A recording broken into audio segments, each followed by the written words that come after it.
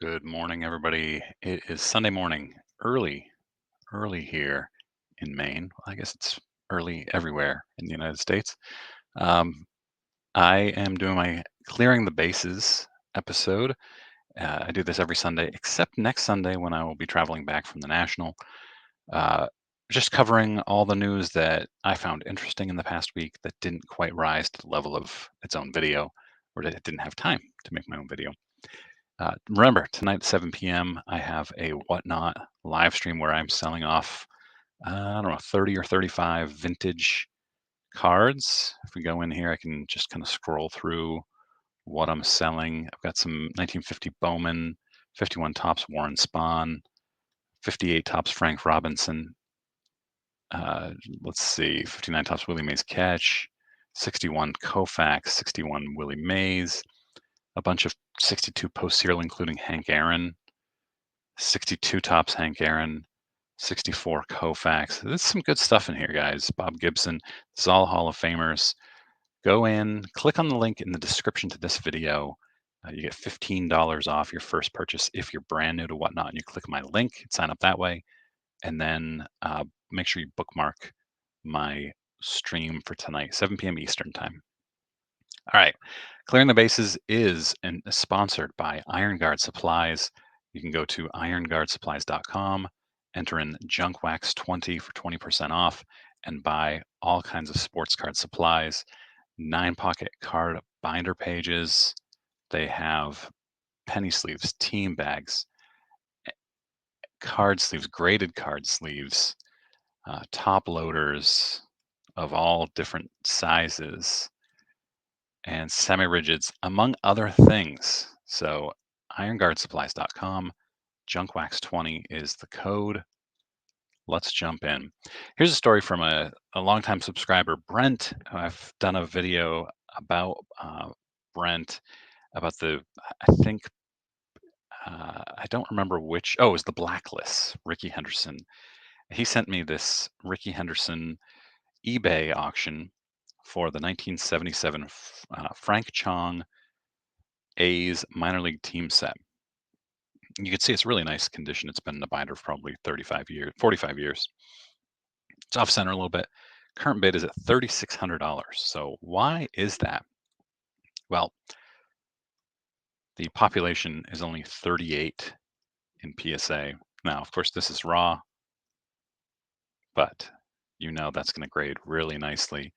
Auctions on this, the last one sold publicly 2 years ago at an 8 for just shy of $10,000. And a 7 sold for $6,000 right around the same time. So I don't know what this one might grade. It's impossible to tell. Certainly not a 9 or 10, probably not an 8 either, based on that centering. But really neat. And the best part of this story is this. Brent messaged the guy, and the guy said, I had to buy it now at $199 because he didn't know what he had.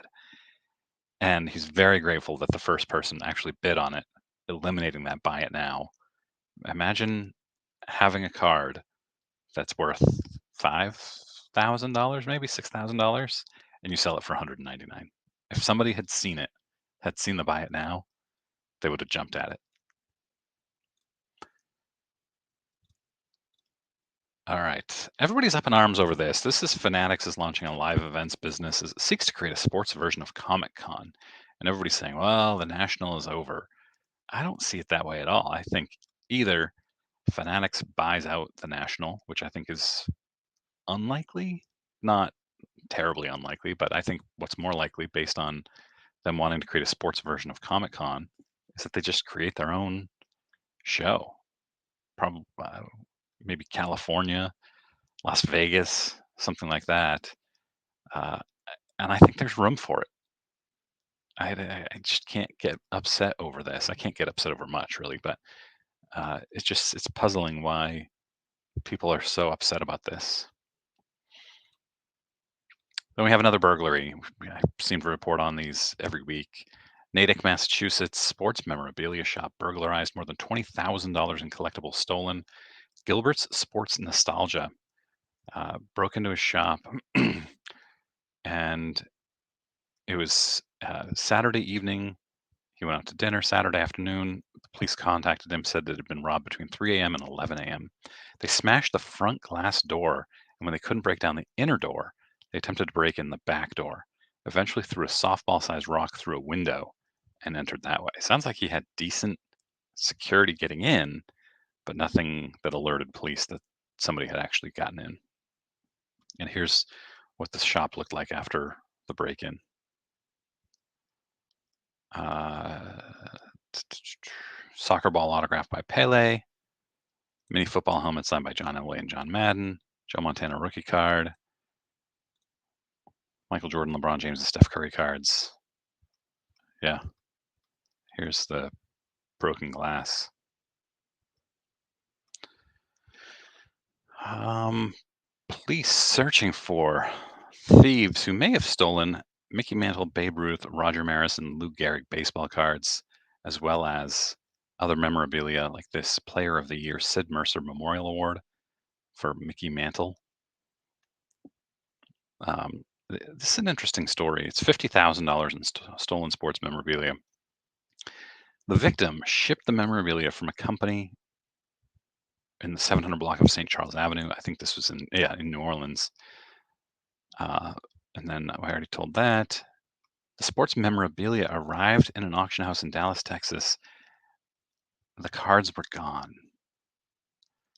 When the package was opened, the cards were gone. So somebody would have to open the box very carefully and then take the cards out, but not the memorabilia, I guess. Or maybe all the memorabilia was gone too. It's not very clear. And then reseal it and ship it on. I don't know. This seems unlikely to me. Let me know in comments what you think. You've probably already seen this, but I'm just going to share them anyway because people are very upset about this frozen fractor and the taco fractor. Looks dumb to me, a 44-year-old man, but kids could like this. I don't know. Why are we getting so upset over new card designs? I just can't be bothered. I wouldn't buy one, but that's okay. They're not targeted towards me. Last week I reported on the iPhone that was from 2007, first edition. Um, it ended up selling for $190,000. Later that day is when the auction finished, I think. 317 times its original price. So I thought that was pretty cool. It's a neat collectible, I guess. Here's Steve Jobs with the original iPhone, I think. And then we have these, which is really cool. 2023 Topps Tribute. Adrian Beltre, authentic game used memorabilia. And now here's what they're saying. This baseball is from Adrian Beltre's final MLB game. That's really cool, you guys. I think that's awesome. This is what I've been talking about. A lot of people have been talking about for years. Memorabilia is worthless, but when you've got this and you know what game it's from, that's pretty sick. Here's another one: Bryce Harper, a baseball from the 2017 MLB All-Star Game.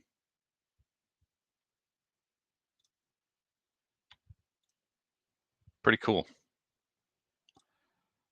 And then here's a failed Junk Wax Hero video topic. I saw this on Twitter the other day. This is 1988 Topps Tom Glavine Cloth Experimental. I had never heard of this set before. These are baseball cards made of cloth. And I said, I want to buy one of these and do a video on it. So I went on eBay, boop boop, bought a Tom Browning for $2. Had no idea what I was doing. Just bought one real quick. Received it in the mail. I've since thrown it away. And it was very clearly not cloth. And I started doing some research and realized I don't even think Tom Browning was in the cloth experimental set. There were only 121 cards. I might still get a video out of it at some point. I'm not sure it's that interesting. These were just backdoored by employees at Topps, and very few of them got out. The Tom Glavine is obviously the most valuable It's quite value. Sells for I think thousands of dollars. I also read. Well, maybe I'll do a story on this someday. I don't know. It's really interesting. But yeah, failed story because I bought the wrong one. But I messaged the person on eBay, the seller, and I said, "Hey, this wasn't actually cloth. It's only $2, so it's no big deal." But and they said, "Oh, sorry, have no idea how it got listed that way," and they refunded my money. So all's well and good. eBay revamping trading card listings, and they're removing the new and used, which I always thought was pointless anyway. And now they're asking whether the card is graded or ungraded, and then which company graded the card and what's the grade. So could be better. So you have to select your ungraded condition if it's not graded. So I think this is pretty cool. Nice change by eBay. Here is a Pele 1958 card. I'm going to try to pronounce this. I'm going to get it wrong. Alifa Bolage, maybe? I don't know. I'm not a soccer football collector. Um, so I thought that was neat. And then I saw this 1952 Topps Mantle originated from a collection in the Midwest that was consigned to Leland's several months ago. The consigner's husband collected the cards as a child and stored them in a shoebox where they remained untouched for 70 years. Uh, I would love to know the rest of the story. If anybody has an article to this, I wasn't able to find it. It looks very similar to the cheese box mantle, same grade, same card, but different story. And then it says 3 cards, including another copy of the mantle, a Jackie and a Willie Mays, were sold in that winter focus auction. And then the rest of the collection is being offered in this auction. What's the story of that collection? I don't know. Here's an original photo of Jackie Robinson that he signed to his teammate Billy Cox. Same photo that was used for his 1953 Topps card. Pretty neat. And then I wanted more to this story. A cache of letters of Robinson wrote to an obsessed young female fan in 1954.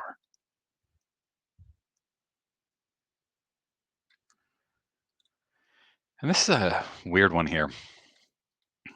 Uh, Michael Jordan rookie card, 86 Fleer. And don't argue with me about that being his rookie card. I don't care.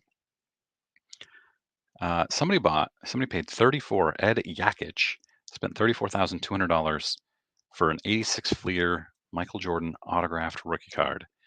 And the auction house, PWCC, said that it was PSA DNA certified, indicating that the card was likely real, depending on if it was dual graded, but certainly that the autograph was real. And he ended up sending it to PSA after because I guess it wasn't slabbed. Here's the card. Let's see if we can get this a little bigger. Yeah, so this is the original article. It doesn't have the photo and doesn't have enough details at all. It's very strange. So I had to open this one. Anyway, here's the card. It doesn't appear to be slabbed at all. So PWCC said it was PSA DNA certified, but he sent it off to PSA DNA and they said, nope, sorry. So they denied it. So then he called Better Call Saul, Better Call Benkin, and they went to PWCC and PWCC gave him his money back. So interesting story. That's all I've got for this week, you guys. I hope you're in my auction. Here's a new pickup I just picked up. This is a PSA 10 Pedro 1991 Classic Series 3, $20 for PSA 10 Pedro. These were going for $50 to $60 in May. This PSA 10 card, 50 to 60 bucks. I paid 20 bucks for it for this one.